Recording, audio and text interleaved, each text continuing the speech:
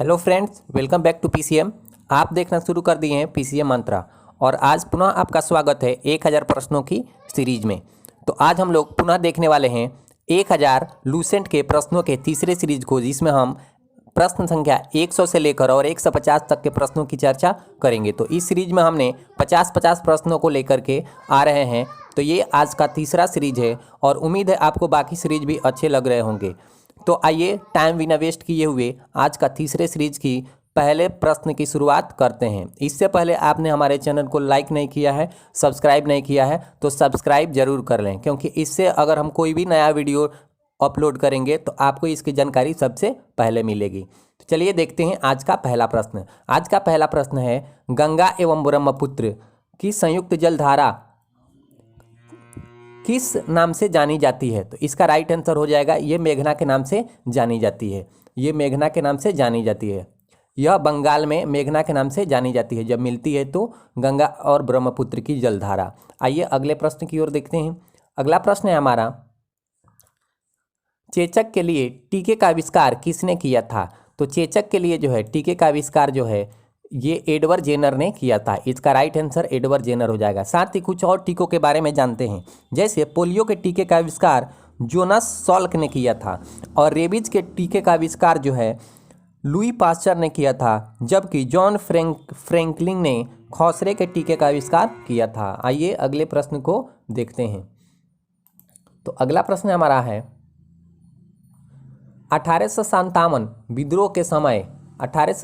विद्रोह के समय भारत का गवर्नर जनरल कौन था? तो भारत का गवर्नर जनरल उस समय लॉर्ड कैनिंग था। देखिए 1857 का जो विद्रोह था वो भारत का प्रथम स्वतंत्रता संग्राम कहा जाता है उसको। यह 10 मई 1857 को मेरठ से शुरू हुआ था।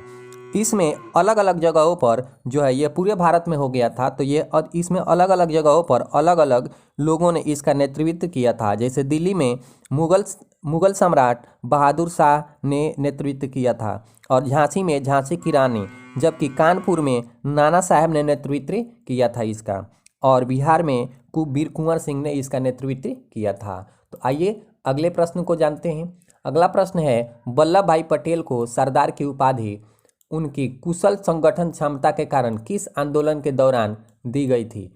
तो इसका राइट आंसर हो जाएगा बारदौली सत्याग्रह के दौरान जो है सरदार वल्लभ भाई पटेल को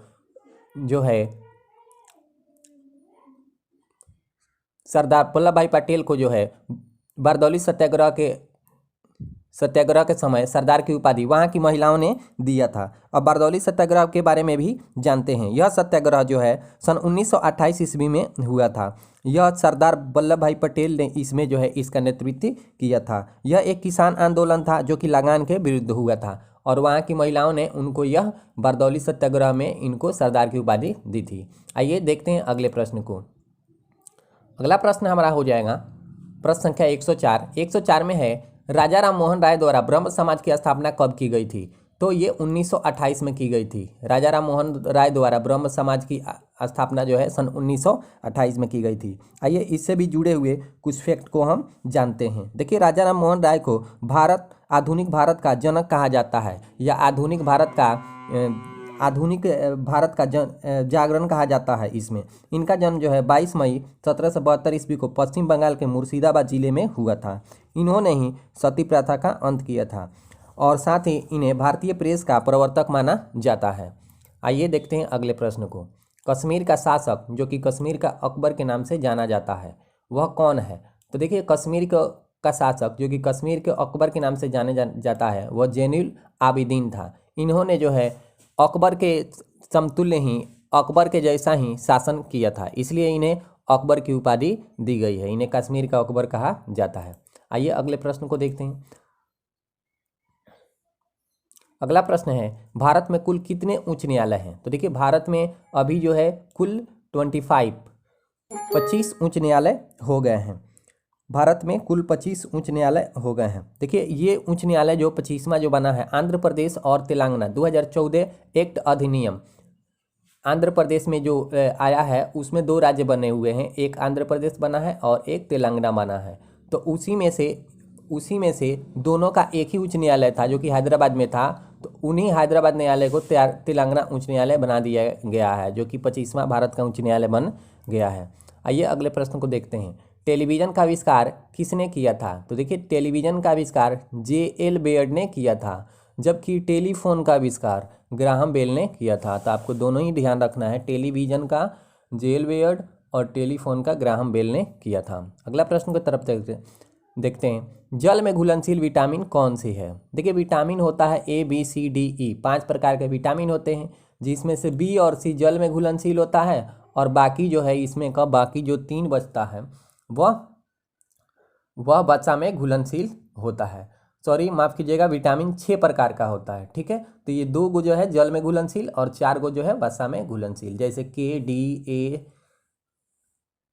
और E, ये वसा में घुलनशील होता है। आइए अगले प्रश्न को देखते हैं। अगला प्रश्न है हमारा, देखिए वो सेम टू सेम प्रश्न आ गया। वसा में घुलनशील विटामिन कौन सी है? तो देखिए A, D, E और K ये वसा में घुलनशील होता है। आगे देखते हैं, गोबर गैस में मुख्यतः कौन सी गैस पाई जाती है? तो ये मीथेन गैस इसमें पाई जाती है। देखिए मीथेन गैस जो है धान के खेतों में भी पाई जाती है, प्लस कोई भी अगर कूड़ा करकट हम लोग जलाते हैं उसमें भी मीथेन गैस निकलता है। आइए आगे देखते हैं अगले प्रश्न को। अगर आपको वीडियो अच्छा लग रहा है तो जो है वीडियो को लाइक भी करते रहें। चलिए देखते हैं अगला प्रश्न। गांधी जी किस गोलमेज सम्मेलन में भाग लेने के लिए लंदन गए थे? तो ये पहले भी हम प्रश्न बता चुके हैं कि गांधी जी जो है दूसरे गोलमेज सम्मेलन में भाग लेने के लिए लंदन गए थे। यह 1931 में गए हुए थे दूसरे गोलमेज सम्मेलन में, जबकि तीनों गोलमेज सम्मेलन में भाग लेने वाले एकमात्र व्यक्ति भीमराव अंबेडकर थे। आइए अगले प्रश्न को देखते हैं। अगला प्रश्न हमारे पास है, किसने सबसे पहले पृथ्वी की परिधि को मापा?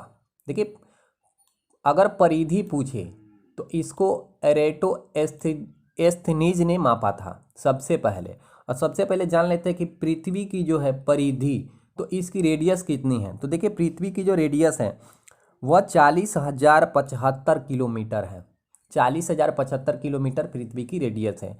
अगर ये पूछे कि परिधि को किसने मापा तो इरेटोस्थेनीज ने मापा, जबकि अगर ये पूछे कि सबसे पहले किसने कहा कि पृथ्वी गोल है तो आर्यभट्ट ने कहा था, जो कि महान गणितज्ञ थे। आइए अगले प्रश्न को देखते हैं।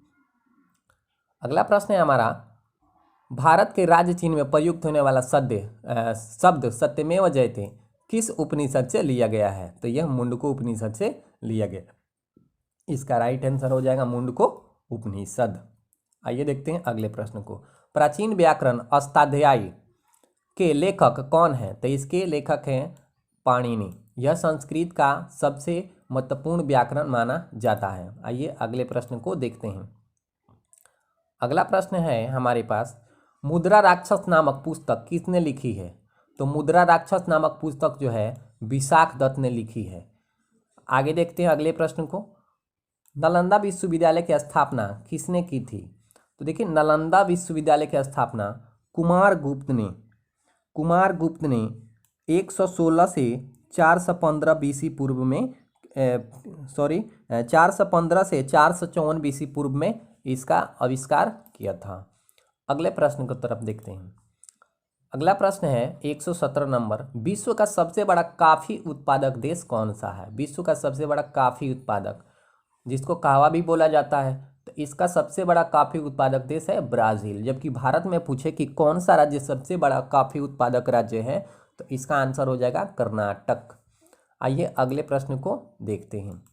अगला प्रश्न है हमारे पास, दुधवा राष्ट्रीय उद्यान कहाँ स्थित है? तो दुधवा राष्ट्रीय उद्यान उत्तर प्रदेश में स्थित है।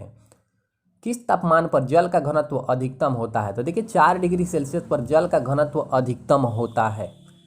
4 डिग्री सेल्सियस पर जल का घनत्व अधिकतम होता है, तो इसका राइट आंसर हो जाएगा 4 डिग्री सेल्सियस। अगले प्रश्न को देखते हैं। जब बैरोमीटर पर अचानक पारा गिर जाता है तो यह किस बात का संकेत होता है? तो देखिए आंधी तूफान का होता है। जबकि अगर अचानक पारा बढ़ जाए तो वह साफ मौसम का संकेत देता है, जबकि अचानक गिर जाए तो आंधी तूफान की संभावना होती है। अगले प्रश्न को देखते हैं। अगला प्रश्न है, बैरोमीटर से क्या मापा जाता है? तो देखिए वायु दाब मापा जाता है। शतरंज का जन्मदाता किसे कहा जाता है? देखिए शतरंज का जन्मदाता जो है भारत को कहा जाता है। शतरंज का जन्मदाता, शतरंज का जन्म 280 से 250 बीसी पूर्व चंद्रगुप्त गुप्त वंश के शासनकाल में हुआ था। इसमें दो लोग शतरंज को, दो लोग खेलते हैं और प्रत्येक लोग के पास 16-16 गोटियां होती हैं। तो अगर पूछा जाए कि शतरंज में कुल कितनी गोटियां होती हैं तो 32 गोटियां होती हैं।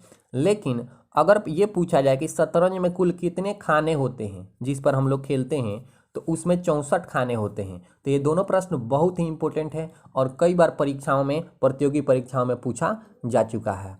आइए अगले प्रश्न को देखते हैं। अगला प्रश्न है, मानव शरीर में रक्त का थक्का किस विटामिन से बनता है? तो देखिए रक्त का थक्का जो है विटामिन के से बनता है। मानव शरीर में रक्त का थक्का विटामिन के से बनता है। साथ ही विटामिन ई से जो है नपुंसकता आ जाती है, और डी से जो है रिकेटस नामक रोग, हड्डियां कमजोर हो जाती हैं, और जो है सी से जो है मसूड़े वगैरह में खून निकलने लगते हैं जो कि दांतों के लिए हानिकारक होता है। तो उसके लिए मुंह का जो है पीएच मान अम्लीयता में भी 5.5 होना चाहिए।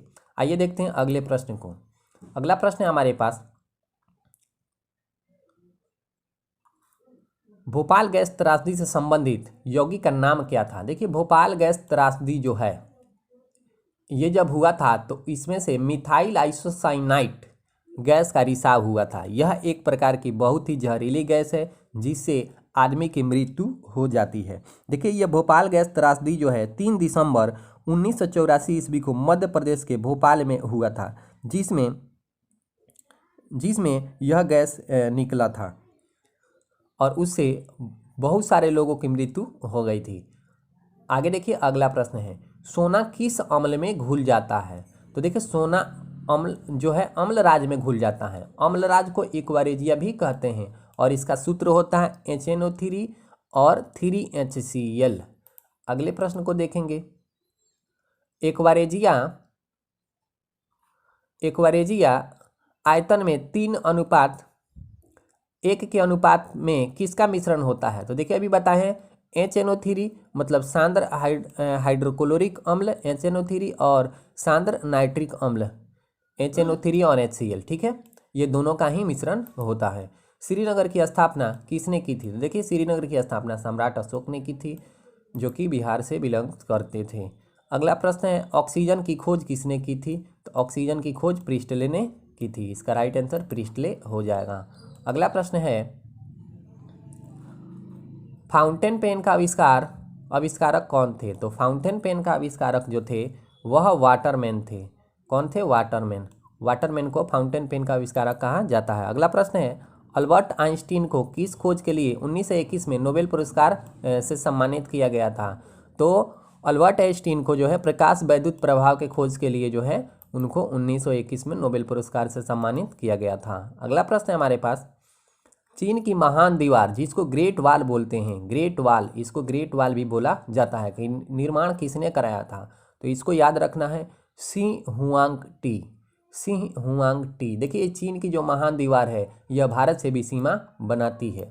अगला प्रश्न है, प्रथम रेल कब चली थी? भारत में प्रथम रेल कब चली थी? तो ये तो प्रश्न आप सबको मालूम भी होगा। यह 16 अप्रैल 1853 को मुंबई के थाने से 34 किलोमीटर तक पहली बार चली थी, और पहली रेल का नाम जो है ढक्कन क्वीन था, ठीक है। और इस समय जो है भारत का वारसराय लॉर्ड डलहौजी था। अगले प्रश्न को देखते हैं, किस राष्ट्रीय राजमार्ग को शेरशाह सूरी राजमार्ग कहते हैं? तो देखिए NH1 को शेरशाह सूरी राजमार्ग कहा जाता है, और जो है इसी को ग्रांड ट्रंक रोड भी कहा जाता है। अगले प्रश्न को देखते हैं। अगला प्रश्न है हमारे पास, शिव समुद्रम जलप्रपात किस नदी पर स्थित है? तो देखिए यह कावेरी नदी पर स्थित है। शिव समुद्रम जलप्रपात कावेरी नदी पर स्थित है, जबकि ग्रसोप्पा जलप्रपात जो कि भारत का सबसे बड़ा जलप्रपात है वह जो है शरावती नदी पर स्थित है, कर्नाटक में स्थित है। अगले प्रश्न को देखते हैं, किस राज्य में विधानसभाओं की संख्या सबसे अधिक है? तो देखिए इसका राइट आंसर उत्तर प्रदेश हो जाएगा, और उत्तर प्रदेश जो है यहाँ विधानसभा, लोकसभा और राज्यसभा सभी की सीटें सबसे अधिक है यहाँ पर, तो आप इन सभी को ध्यान में रखेंगे। अगले प्रश्न है, हाँ, 13 अप्रैल 1919 को जलियांवाला बाग हत्याकांड कांड कराने वाले माइकल ओडायर को किसने लंदन में हत्या की थी? तो इसको हम पहले वीडियो में भी चर्चा कर चुके हैं। यह उधम सिंह थे। इन्होंने लंदन में जाकर के और जलियांवाला बाग के हत्यारे को मौत के घाट उतार दिया था। अगला प्रश्न है, पुरानी जलोढ़ मिट्टी को अन्य किस नाम से जाना जाता है? तो देखिए इसको बांगर मिट्टी के नाम से जाना जाता है। इसका राइट आंसर क्या हो जाएगा? बांगर, बांगर। ठीक है। अगला प्रश्न है, जिम कॉर्बेट नेशनल पार्क कहाँ स्थित है? तो देखिए जिम कॉर्बेट नेशनल पार्क जो है उत्तराखंड में स्थित है। अगले प्रश्न को, यह बाघों के लिए प्रसिद्ध है। अगला प्रश्न है हमारे पास, भारत का सबसे ऊंचा जलप्रपात कौन सा है? अभी मैंने बताया था, इसका राइट आंसर जोग या गरसोप्पा हो जाएगा। जोग या गरसोप्पा हो जाएगा। अगला प्रश्न है, पूर्वी घाट और पश्चिमी घाट को, पूर्वी घाट एवं पश्चिमी घाट पर्वत श्रेणियों का मिलन स्थल क्या है? तो ये नीलगिरी की पहाड़ियों में ये आपस में मिलती हैं। अगला प्रश्न है, महारानी विक्टोरिया को भारत की समग्री कब नियुक्त किया गया था? तो ये 1876 में जो है कंपनी से जो है अधिकार छीन करके और डायरेक्ट महारानी विक्टोरिया का अधिकार भारत पर हो गया था। अगला प्रश्न है, मूत्र को गुर्दे मतलब किडनी से मूत्राशय तक कौन सी नली ले जाती है? तो इसको यूरेटर नली जो है, जिसको इंग्लिश में यूरेटर बोलते हैं और इसको मूत्रवाहिनी बोलते हैं, जिससे जो है पेशाब निकलता है। अगला प्रश्न है, मोपला विद्रोह 1921 कहाँ हुआ था? तो इसको जो है ये मालाबार, यह केरल में हुआ था। यह 1921 में हुआ था। देखिए ये मोपला जो विद्रोह था सॉरी, अगले प्रश्न को देखते हैं। यह मोपला विद्रोह 1921 में हुआ था और यह मालाबार केरल में हुआ था। इसमें जो है देखिए मोपला विद्रोह जो है एक्चुअली जो है ये अंग्रेजों के खिलाफ था, लेकिन बाद में यह सांप्रदायिक रूप, जातिवाद का रूप रख लिया था, जिसमें मुसलमानों ने हजारों हिंदुओं को मार दिया था। तो इसलिए यह मोपला विद्रोह जो है अति महत्वपूर्ण हो जाता है। प्रतियोगी परीक्षाओं में कई बार पूछा जा चुका है। इसका सन भी याद रखेंगे, साथ में ये सन जो है 1921 इंपॉर्टेंट है। अगला प्रश्न है, पुस्तक गुलामगिरी के लेखक कौन है? तो ये ज्योतिबा फुले हैं। यह महाराष्ट्र की थी। अगले प्रश्न है, ग्रैमी पुरस्कार किस क्षेत्र में दिया जाता है? तो देखिए ग्रैमी पुरस्कार जो है संगीत के क्षेत्र में दिया जाता है। इसका राइट आंसर क्या हो जाएगा? संगीत। संगीत इसका राइट आंसर हो जाएगा। अगले प्रश्न की तरफ चलते हैं। 146 प्रश्न, विश्व के सर्वोच्च पर्वत शिखर माउंट एवरेस्ट पर चढ़ने वाली प्रथम व्यक्ति कौन थी? देखिए तो इसका राइट आंसर हो जाएगा तेजनिंग नोर्गे नेपाल की एवं एडमंड हिलेरी न्यूजीलैंड की। इन्होंने ही सबसे पहले माउंट एवरेस्ट पर चढ़ाई की थी।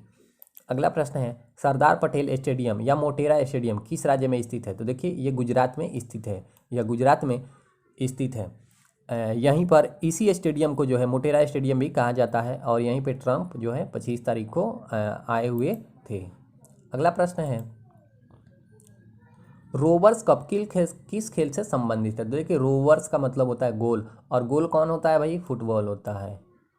फुटबॉल होता है। और तो ये रोवर्स कप ऐसे भी ध्यान रख सकते हैं कि रोवर्स कप फुटबॉल गोल होता है, तो ऐसे ध्यान रख सकते हैं आप थोड़ा ट्रिक लगा करके। अगला प्रश्न है, भारत की संविधान सभा किसके अनुसार गठित की गई थी? तो देखिए ये कैबिनेट मिशन था जो कि 1946 में आया हुआ था और इसका उद्देश्य था भारत में संविधान का निर्माण करना। अगला प्रश्न है,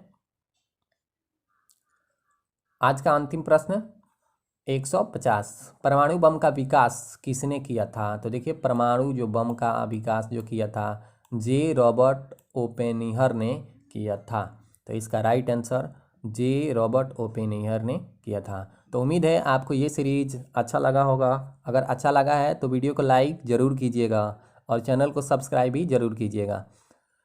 तो फिर मिलते हैं अगले वीडियो में, तब तक के लिए धन्यवाद।